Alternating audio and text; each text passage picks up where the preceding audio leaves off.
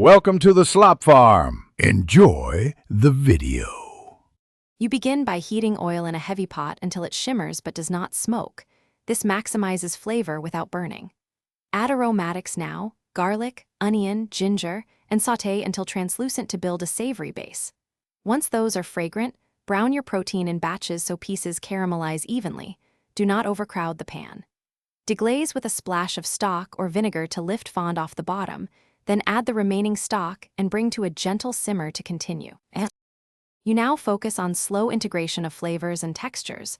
Once simmering, reduce heat so bubbles are gentle and ingredients meld. Add firmer vegetables first, carrots, potatoes, so they soften without disintegrating, and add tender greens or peas near the end to preserve color and texture. Skim excess oil periodically with a spoon or paper towel to keep the broth clear, and taste every 15 minutes. Make sure to correct seasoning gradually, because salt concentrates you finish by concentrating the stew until it reaches a hearty consistency, using reduction, a cornstarch slurry, or pureeing a portion and returning it to the pot. Each method alters mouthfeel differently, so choose one that fits. Right before serving, brighten the flavor with a splash of acid and fresh herbs, and whisk in cold butter or oil for sheen. If the stew becomes too greasy, chill briefly and remove solidified fat, or skim carefully. That fixes an oily texture without losing flavor. Thanks for watching.